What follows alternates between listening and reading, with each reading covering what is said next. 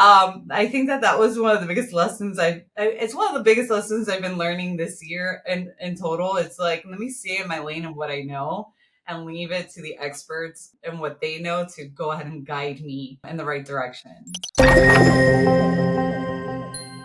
Hi, I'm Annette Sanchez. I am the owner and lead attorney at Annette Sanchez Law PA, and we primarily focus on family law. So what prompted me to reach out was actually a friend of mine actually highly recommended you. I was at the point where I felt like I couldn't continue to grow without some type of help. I didn't know what to do next necessarily. I needed the assistance to get to the next level. So I actually reached out based on that recommendation, and he kind of threw some names of people he knew that used your services, and I know those attorneys as well. And I was like, okay, let me go for that. I wasn't exactly sure what the services were going to be. I just kind of trusted him, and when he said, just talk to them and go to them and see how they could help. And I did. I kind of trusted it, and I was like, okay, not really knowing what I was going to walk into. So I had already been 9 years with my firm. I've been growing every year, thankfully, but very slowly. And I just felt like, although I grew in 2024, I definitely felt like I could have grown more. And what was keeping me back was I was trying to be and do all things, right? I was trying to be the producer. I was trying to be the CEO. I was trying to be the salesperson, a marketer, all the things. And I realized I can't, and I don't know necessarily what to let go and what to hold on to. And I needed assistance with that. So after my initial conversation with Will, we then did a consultation. When we were able to identify what was the gaping hole in my bucket, I realized if I plug that hole, just plugging that hole, not even creating something crazy, my growth could be substantial. And so it was just a conversation of, it was very logical and very matter of fact. Like, hey, listen, just by the numbers, you could just see where some of this revenue is slipping. So it was easy for me to kind of say, I remember kind of being afraid of taking that next step, right? Because obviously now it's another expense. And also, as you know, I had also started how to manage, and so now it's going to be double the expense, right? And so it was kind of a scary situation. But when we kind of looked at it like, okay, beginning of the year is when so many cases start coming in for family law. And if I don't have this whole, I'm going to be losing out on a lot of potential revenue, it just made sense. And so it was a bit of a leap of faith, but also I think very calculated leap at the same time. We needed to fix my intake and sales process.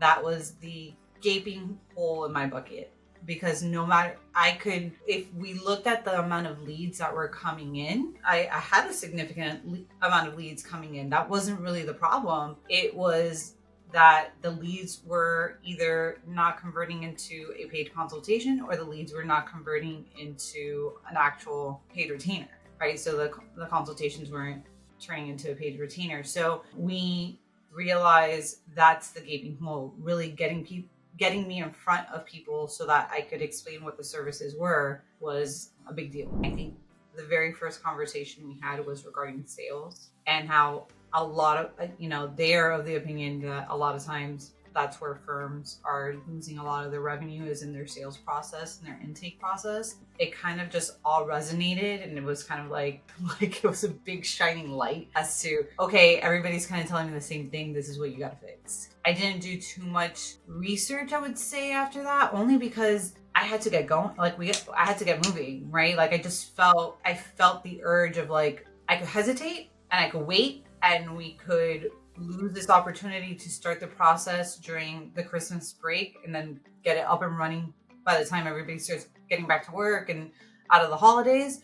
Or I could move, right? And hesitation a lot of times is the worst enemy of a business owner. I just went and I moved, and I started working with you guys. I trusted you, and it was great. So I would say like one of the best things that you guys did for me was the selection of my intake coordinator, because you guys actually you did the interview, you guys, recorded it for me, showed me, everything. And it's so funny because if it would have been up to me, I would have chosen another candidate, right? When I looked at the candidates, right, I was like, oh, I think this one. Will automatically was like, nope, and was like, what does he see that I'm not seeing, right? Like, it was amazing to me. And I can't say enough about how wonderful she's been and how perfect she is for that role. So that just goes to show we all know what we know. Like, what we don't know, let's leave it to other people because we know what we know. That's it. I think that was one of the biggest lessons it's one of the biggest lessons I've been learning this year in total. It's like, let me stay in my lane of what I know and leave it to the experts and what they know to go ahead and guide me in the right direction. So one is we actually created an intake process that makes sense, right? We also removed me from being the center focus of the intake process, which has alleviated my bandwidth, so much for me to be able to handle other things. You guys were able to help me find and train a new intake coordinator, which has been amazing. And we set up a new system, like a new intake program, right? Which we've started now.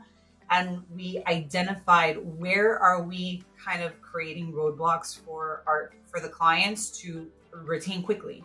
We created a script, right? So that everything flows naturally in the intake process and makes it more palatable for clients who want to schedule that consultation and understand why you need a consultation and why you need that time set apart and why it's not a 5-minute conversation with the attorney to see whether they could take your case. And we're still, working on it. Even now, we work on it on a weekly basis, but yeah, just actually having a structure to the process. So we've seen about a 12% increase in conversions since we started. So it's turned into revenue. We're plain and simple. It's just, higher revenues because we have a much higher conversion rate. I'm in the hiring process now, because we have more cases. Now we are at the point where we need more attorneys and we need more paralegals, and we're seeing a significant growth spurt in the firm, which is great. It's allowed me to not focus on intake and just focus on the sales portion of the intake of the actual consultation.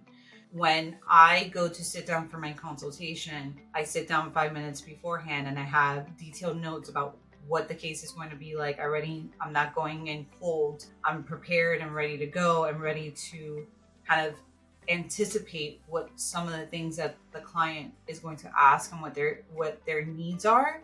So it's a much smoother consultation process, which has resulted, I believe, in better conversions out of the consultations. The advice I would give is don't hesitate, right? Do your research, see if, I know that everything has to be a fit, right? Personalities need a fit when you're working with someone, but I wouldn't hesitate to take the leap and implement this, because although it may seem scary to have another expense, another overhead cost, it really is going to pay for itself. And then some, and significantly more, right? So don't hesitate. This is when you see what this will allow you to do, the relief it gives you, and the reality that now you're a business owner, so you need to be implementing this stuff. You can't just wing it. It's so important. It's just, it's the relief, like I said. And you just know that you have that support. If anything happens, you have questions, problems are arising, you have a team behind you. It's not just you.